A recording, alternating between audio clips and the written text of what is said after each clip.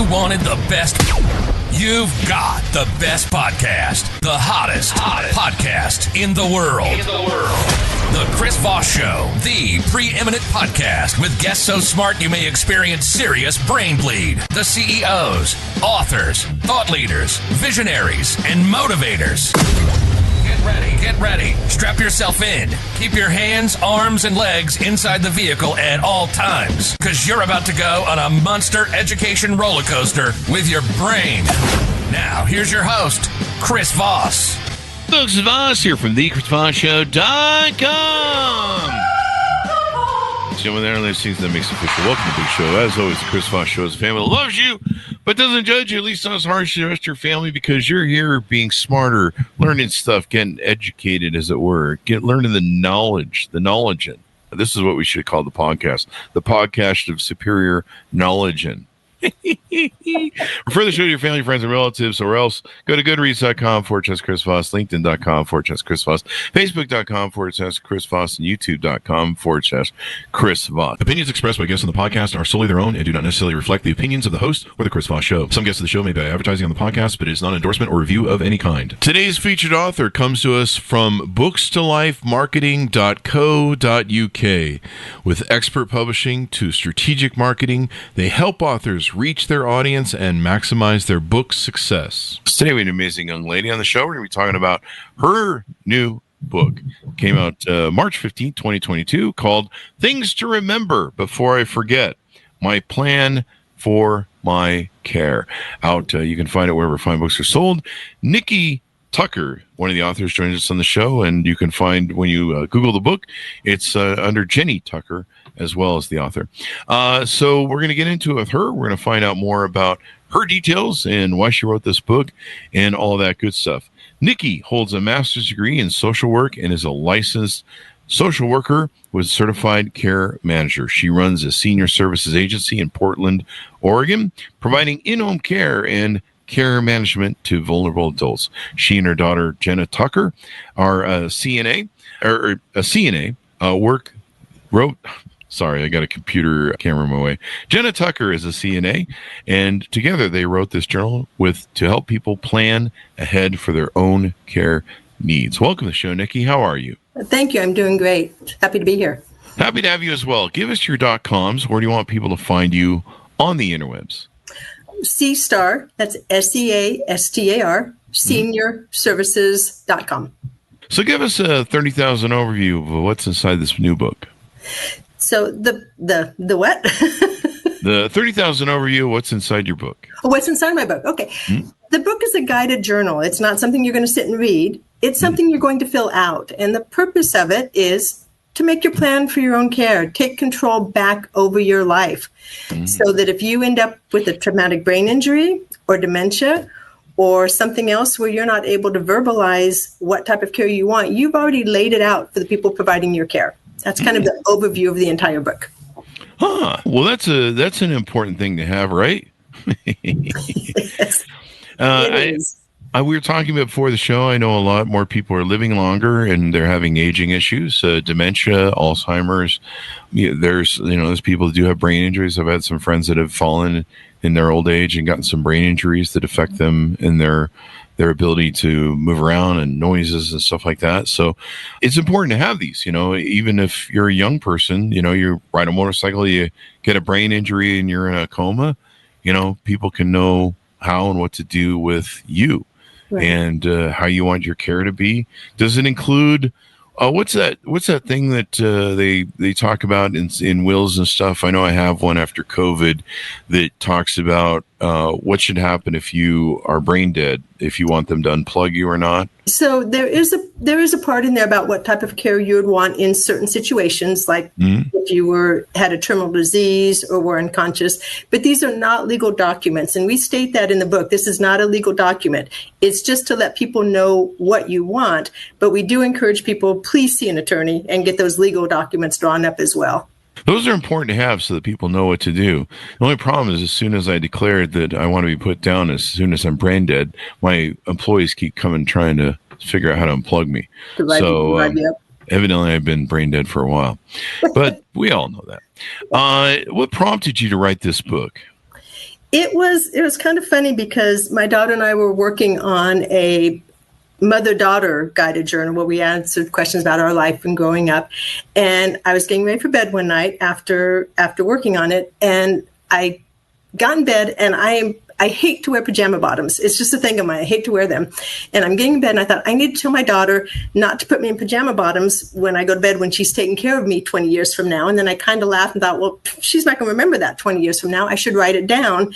And then literally it's like a light bulb just went off on my head. It's like, and I jumped out of bed and I woke up and I said, Jenna, we've got to write a book. And we were up till 3 a.m. coming up with, well, what about this? And what about that? And all these different ideas for things that we would like to know if we're taking care of somebody that we'd like to know about them. And that's good to have, nowadays, because, people don't think about these things. They're kind of macabre to think about, right? One of the things I don't like about these discussions is it's kind of like, well, let's talk about you when you die, That's part of the book too, unfortunately. I'm looking forward to you being dead, and let's talk about how cool it's going to be after you're gone. And, it's just, there's some macabreness to it that's just kind of depressing, I find. Yeah, and we ask where the treasure's buried. That's one of the questions. Am I in the will or not? Exactly. That sort of stuff. Exactly. How much do I get from this whole thing here? Right. It's just I saw a lot of this sort of issues in the mortgage business, where people would seize their parents' home because they were quote unquote they couldn't live on their own. Although 9 times out of 10 I found they were. It was just usually an asset grab usually. Right. And grandma can't function well. I've talked to grandma on the phone. She functions pretty well. She came in and signed her papers and stuff.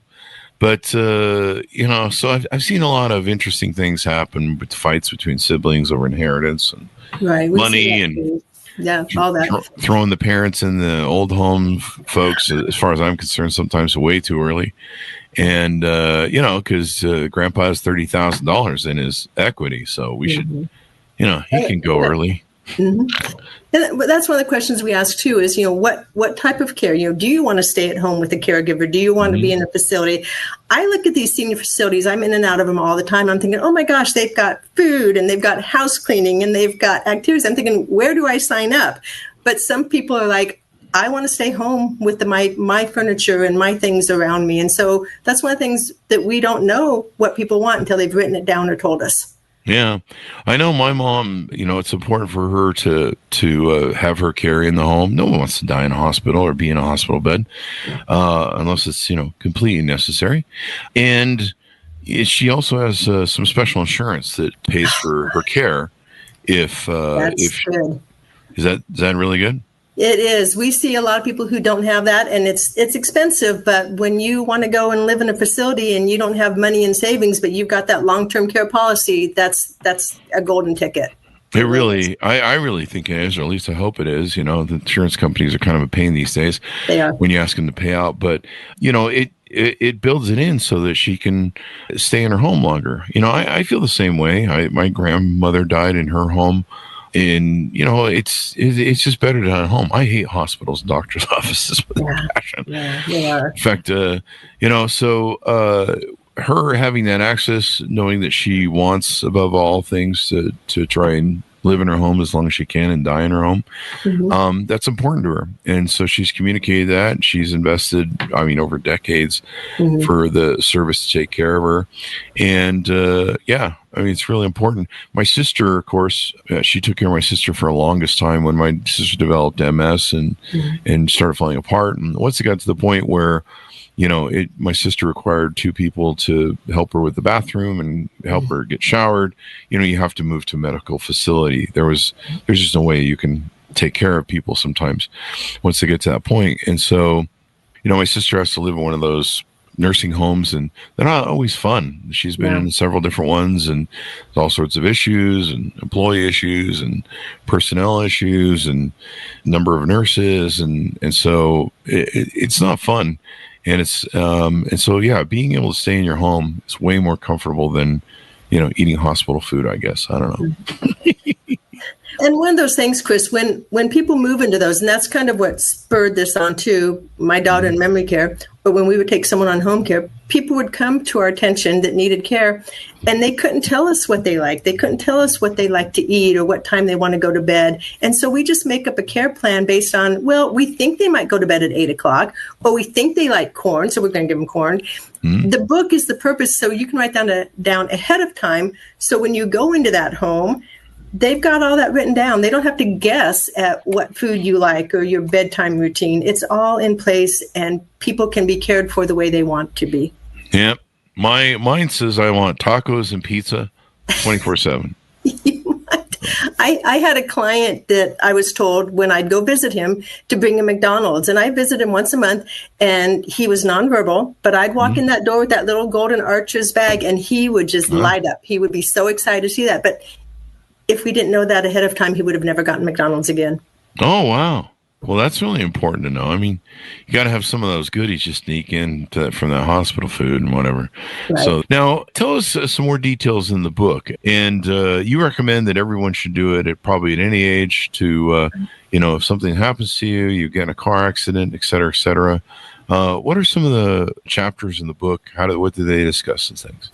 So one of them is a chapter called About Me. And it's just very basic. Who am I? What do I like? What are my preferences? What's my personality like? Am I an introvert? Am I an extrovert? So it's a little bit about you and your personality. That's the first chapter. Another chapter is, like I said, foods. What are your food preferences? What vegetables do you like? What ones do you dislike? What fast food do you like? What is your preference to drink? And so it's all about food allergies. Are you allergic to anything? A third one is medical information. It's kind of frustrating. As a care manager, I'll get a client and I'll take them to the hospital, and they'll want to do an MRI, and they'll say, can we do an MRI? And I'm like, I don't know. I don't know if there's any metal in this person's body. And so that's one of the questions that's in the book is medical history. Can you have an MRI? Another one's immunizations. Immunizations are a hot topic right now. Some people don't want them. Some people give me every jab you can. So one of the questions is, what immunizations have you had? Which ones do you want to continue to have? And so people, again, can decide for themselves what they want. That's important. It's important to know these things, most definitely. And then how you want your care. Maybe you should have like you know how Van Halen used to have like that list of things they wanted on their show rider? And they would do it as a test to see if people actually read it. Yes. And like I think Ozzy had a thing where he only wanted brown M&Ms. So someone had to go through a whole bag of M&Ms, pull out the brown ones, separate them, put them in the bowl. But that's how they knew the stage is going to work. I think it came out at one time the stage crashed or collapsed, and they realized that the promoters weren't paying attention, and so they're like, we need to. If they'll pay attention to the basics, these things, they'll pay attention to everything else. Hopefully, so that's what I would probably have in mind. I'd be like, I want just the red M&Ms to be put in my bowl every day. Yeah, and you can. I won't eat them, but I'll just make sure that. Yeah. But you know that they know you read it and they know what's going on. That or I'll just be an asshole about the whole thing. Oh no. I'll be like, I want red M&Ms on every third day, but every fourth day I want green. But I got to tell you, you're going to drive a caregiver crazy. Then I can already see that right now. I don't want to take care of Chris. You take care of Chris. Yeah, and I only want hot caregivers too. Yeah. And we get that. We get these. Do you really? We get these older men who are like, I want a young caregiver to come give me my shower. And you have to say, no. Oh, a shower. I didn't even think about that. What am I doing? We've had those requests. Yeah. All I know is like Marlon Brando, he had a really great nurse and he ended up marrying her. And I think he gave her everything too. So she cashed in on that deal. Yes, and, but you want to stay alive, and nothing like a hot nurse to keep you alive. I remember my dad. He called me one time, and he was really depressed. He got in the hospital, and he turned total gray, and got all of his fluids were wrong, and so they had to reanimate him. But I remember he had a pretty fearful thing going on of his voice, and he called me up, and so I started talking about hot nurses and if he'd hit on the nurse. I was just doing a rap, right, and that made him cheered up. Yeah. He cheered up, and suddenly he was laughing. He was happy, and he's married. He's not gonna do anything, and but just getting the guy cheered up in his life. Sometimes that can help. So What else in the book do we need to tease out that maybe we should cover? Well, and that's interesting that you mentioned what he was scared of, because that is a section in there is what are you afraid of? Because we need, if somebody has dementia and there's a thunderstorm, it's important for us to know that they're afraid of thunder so that we can react accordingly, that they're not misbehaving because of just no reason at all, but the thunder is frightening them. And so there's a section on what scares you or what makes you happy, what cheers you up. It asks about childhood memories that are important. It asks about loss in people's lives. What have they lost? So just a lot of different questions so we can really get a complete, 360-degree picture of who this person is and what's important to them. It might help when the person gets Alzheimer's dementia, because I've heard different things like, what was a good example of this? It was, who's the guy who sung the song, the Italian crooner? Tony Bennett. Tony Bennett. Mm-hmm. And Tony Bennett had this thing where he got Alzheimer's and he couldn't remember hardly anything. But if they gave him a mic and put him on stage and played the piano or one of his songs, he would kick right into gear and sing them. And, I would imagine having some of this data, maybe if you're a caregiver who wasn't a family member of this person, you could look through this data and maybe you could find stuff that would help, maybe calm them, play their favorite music, help make their experience, if I had dementia, one of my favorite bands is Metallica and Rush. I'd love to have, that played every now and then. I might come out of dementia long enough to headbang, do air guitar, music is amazing. I have had clients completely nonverbal who don't say a word, and then we get music therapists in and they are singing along. And I'm thinking, where did that come from? It comes from a different part of the brain, and music is just, it's almost like a miracle to see what happens. But it's funny because the songs that we sing with our clients are things like, My Bonnie Lies Over the Ocean or Bicycle Built for Two. And I can't help but wonder, what are going to be the songs, 30, 40 years from now? It's going to be dirty gangster rap that people are going to be like, I don't want to hear that. What do you say? Right. Talking bad about women. What was that word? Right. Yeah. So, exactly. Yeah. But shaking booties in the rest home, I guess. Right, yeah, exactly. Future. But it's amazing to see how people respond to music. Yeah. I should look into what we're doing for my sister in the music realm of that. I know she loves music, and there's music she loved. So I don't know. Maybe we should look into what that's about and stuff. So yeah. That might be something I should look into. We try to get music therapy for most of our clients just because we've just seen really good things with it. Mm-hmm. Well, that's important. So let's talk about some of the service you offer on your website. Is this open to a lot of other folks out there, or how does it work? So I own a home care agency. Mm-hmm. And so we provide caregivers for people who want to stay home. We'll provide a caregiver in the home to take care of them. Everything from just companionship to assistance with showering, bathing, dressing, medication administration. We also do kind of specialized service we have is we do outings where we take clients out of their home or the facility. We take them to medical appointments or social outings. We're in Portland, so we're near the coast. We've taken clients to the coast for the day. Oh, wow. And we have wheelchair vans, so we can take people who are in wheelchairs also. Oh, wow. And then we provide care management services, which it's kind of like the things you or your mom are doing for your sister, where you provide the care for her. You're making sure that she has good caregivers. You're making sure she's in a good facility. You're arranging for music therapy. And that's what our care managers do. They coordinate services for seniors. So those are the services we offer in my agency. And people can reach out to you for help and stuff like that. Do you do consulting or coaching at all or anything like that? We do consulting. I get calls from people who just need some help of, what do I do for mom, or how can I do this? And so we'll talk to them and kind of walk them through the steps. Yeah, it's, these are the things that we have to deal with. And, it's sad to watch people disappear and who they were disappear, and they forget you, which is really weird, because you're just like, me. I remember there's a time where my sister would call me once a week and wish me happy birthday. And I remember pushing back and being like, Delaney, it's not my birthday. Are you okay?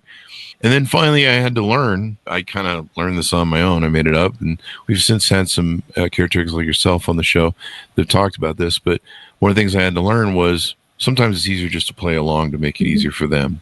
And so I would always, once a week, Oh, thanks for remembering my birthday, Diane. Oh, it's so wonderful that you care, yada, yada, yada. Because when I told her that it wasn't my birthday, that would be very upsetting to her. And then she would be confused and upset and anxiety. And so it was better just to play along. And, I'm not going to win any wars of being right. And you're right. We have a client that the son visits his mom every couple of weeks. And every time he visits her, he keeps telling her dad's dead. And every time it's a brand new trauma to her because she can't remember that her husband died. And we had to coach him on, don't do that. Yeah. Into her world. Yeah. They're very true. Very true. My sister has the same thing. Every now and then she'll bring up my father's passing and where's dad? One of the other things that's really hard is sometimes she'll be like, when do I get to go home? That's the other kicker that kicks you in the feels. She'll be like, when do I get to go home from this place? When am I getting out? And my mom will have to deal with that process. So, what can you do? What can you do? These are the things that we deal with. But I'm glad you put out this book. Do you see you putting out other books that maybe can help people through these dilemmas of aging? I really don't, because there's a lot of good books out there, a lot of other ones that deal with other topics than mine, but also to do with aging. My daughter and I are actually working on a children's book now, so we'll see how that goes, kind of at the other end of the lifespan. Nice. A children's book. Is it going to deal with the same sort of topics or maybe something? Oh, yep, just something fun, something different. I have 2 grandchildren. There are 3 grandchildren, but my grandsons are 2 and 3, and it's kind of geared towards that age and just kind of some fun stuff that we're working on. Yeah. It's probably a little too young to give him the option of, why doesn't mommy remember who I am anymore? Yeah, kind of a little bit. We probably shouldn't share that with 5-year-olds yet. Give them some time before you ruin the rest of it. Yeah, that's a hard one. That's a hard one to grasp. Yeah. Why? What's the horror of getting old? Yeah. I mean, it's bad enough they're dealing with, Santa Claus and the monster under the bed and all that stuff. Why pile on at that point? No. Besides, you got to pace yourself at the horrors you're going to find. There's plenty of time to learn about, like you said, all the horrors that are lying ahead for you. Time to have your shit scared out of you for the rest of your life. But no, this is good. My mom, she has her folder of things that she needs taken care of if she were to become incapacitated, maybe a coma. So she has things that she has this folder where she has things that, medications that she needs to be on, bills that need to be paid. I think she has most stuff automated, but so you have to make sure that the plates are spinning and everything. Right. Part of it is my sister's care because my mother cares for my sister. So someone's got to take that over as well. And so is this stuff you recommend as well? The financial ends of it, the paying bills. And then of course she has in the folder what to happen if the unthinkable happens, of course. Right. It has, in the book, there's information about, how are bills paid? Are they set on auto? What are the passwords to log into those so people can log in and pay that for it? My mother, thankfully, when my mother passed, she had her computer and she lived alone. So everything was, I just logged into the computer. All I had to do was click the thing and it just popped right up. It made it very easy for me. She probably didn't even have passwords. It was just all. Is there a way to ordain somebody as the person to go in and delete your web browser history? Asking for a friend. I have a friend like that. I've already told her a couple things she needs to do when I'm gone. I need to have 2 computers set up. I need to have 2 computers set up. The one that the family can get into to find out my YouTube money and my accounts and stuff, and then just I don't know that computer over there. Exactly. That's why you clear your browser every night before you go to bed, Chris. Oh, that's. I'll make a note of that. So yeah, these discussions are how do you advise people on how to have these discussions? Because I hate having them. I love my mom. I hate talking to her in the sense of like if she's not here or if she dies. I really want her to live to like 150.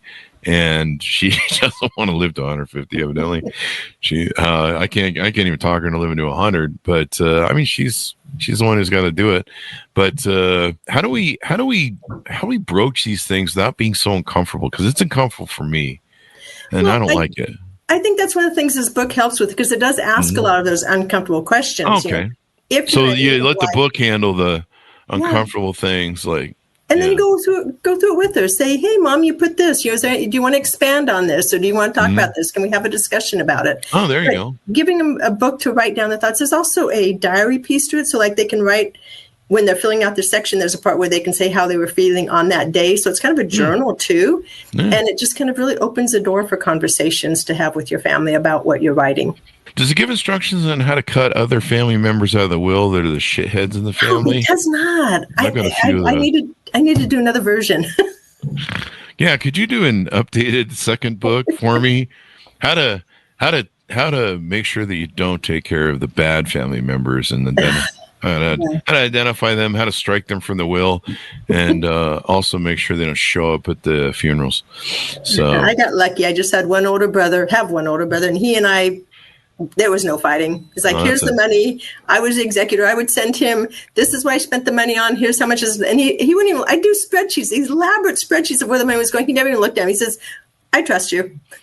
Yeah, the executor of the will, I mean, that's a lot to take on. I've had some friends had to take it on, and sometimes you got to pay bills, even though you don't have, you got to take care of certain things. And so, there's that, knowing how to navigate probate, knowing how to navigate, I guess, an attorney or reading of the will, all that stuff, it's hard. Do you talk about that in the book, or is that maybe now in the second book we're establishing? It's a little bit on there. Basically, it's just, do you have a will? Who's the executor? Yeah. Where is it kept? We don't go into, like, again, we can't. Some of those are probably attorney related, huh? Yeah. We refer people to talk to an attorney and get their help on that. Yeah. Always consult your attorneys. Yes, exactly. And we're not a medical provider. That's the other one. We're not medical providers, so we're not giving medical advice either. Yeah. And that, that's something that's important too. My mom takes certain medications for her health, and she wants to make sure that those are taken. I have to take magnesium on a daily basis, or my whole bowel system decides to turn to cement. I've learned that the hard way in my old age. And so I have to make sure my magnesium's up. And so make sure you give me magnesium every day, maybe an 8-ball. I don't know what that means. Can of Coke, maybe a Mountain Dew, maybe Dr. a Red Pepper. Bull. Dr. Pepper. Oh, I was a big Dr. Pepper fan in high school. We filled a whole. They installed. They didn't have pop in our high school back in the day. This is how old I am. It was before they invented pop, clearly, and and they were like, they had a big vote of whether or not we should have pop machines. And so we finally, after fighting and arguing with high school for years, got pop machines. And so we were always high on Dr. Pepper caffeine and probably a diabetic delivery level of sugar. And so we filled a whole high school locker room with Dr. Pepper cans to celebrate that win. And that was a lot of cans. Now I look back. That's a lot of cans. Yeah, we even made the yearbook where we got a picture of us in front of this, and I'm just sitting there looking at how skinny I was, and I'm like, now I know why I'm fat, because I drank all that Mountain Dew. Don't even start. That's the worst thing. To me, that's the worst thing about getting old, is that I can't eat like I used to. It just. Oh yeah. I can't drink like I used to. I can't do anything like I used to. Everything hurts, or if it doesn't hurt, it will hurt tomorrow. So. Exactly. I should put that on a coffee cup. I'm old now. Everything hurts, and everything that doesn't hurt will hurt tomorrow. I have to keep reminding myself I'm not 34 anymore, because I want to lift and I want to do something. I'm like, Nikki, stop. You're not 34 anymore. Yeah, my mom's like that. She's like, I'm going to go prune the trees. Okay. I'm going to go put a ladder up against the tree and climb up it and prune it. You're like, you're in your 80s, Mom. Come on, please don't. It's easy to forget. It's hard to admit you're not young anymore. I get it. I just watched Betty White on a TV show the other day, and she said this line, and it just struck a chord with me. She said, even though you're old, you're still you. Yeah. And for whatever reason, that was just like, even though I'm 64, it's still me inside. And I forget that I'm 64. I'm still me inside. And so I think even though your mother's 80, she's still her inside. Yeah. Yeah. You still want to be in your youthful brain, and you run around and do whatever. But yeah, some things don't go well. That's how I got hernias. So, I was like, I'm young enough to lift. My body's like, no, you're not. Fuck you. Yeah. So as we go out, anything more you want people to know about your book and the work that you do? I would just really encourage people to take a look at it and write these things down so that people know, so that you don't end up being cared for by people who don't know what you want. Even though they go, oh, well, I'm married, my husband knows me. My husband does not know that I cannot stand canned peas. And so he might serve me canned peas one night, and I'm like, oh, I hate those things. Don't give those to me. So you might think, well, I don't need to write this down because my loved ones know all this stuff. Trust me, they don't. Yeah.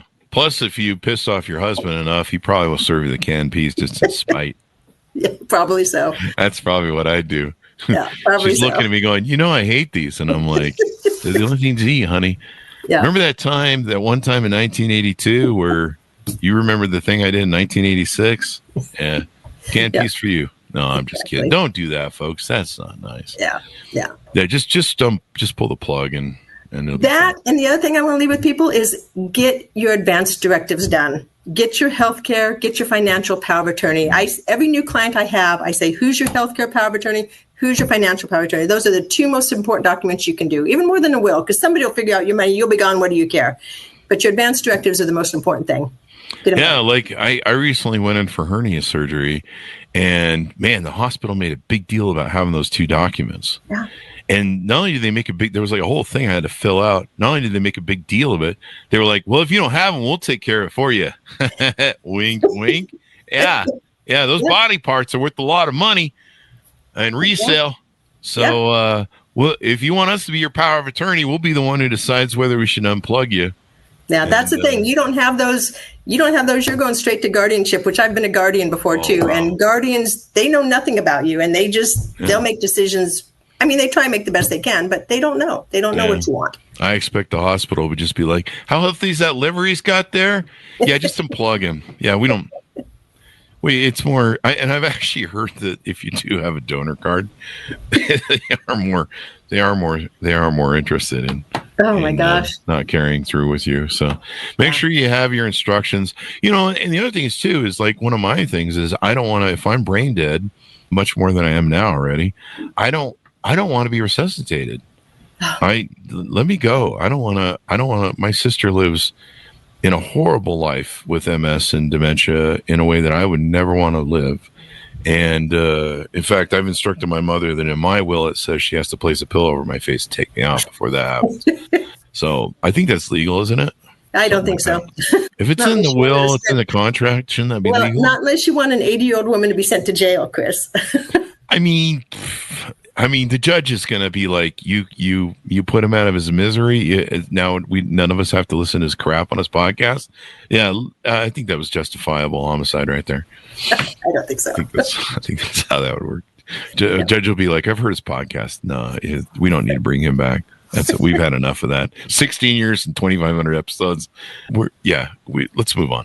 Anyway, guys. Well, thank you very much for coming to the show. We really appreciate it. Give us any .coms and final pitch out for people to order up your book as we go out. CSTAR, SCASTAR, seniorservices.com, and the book is available on Amazon.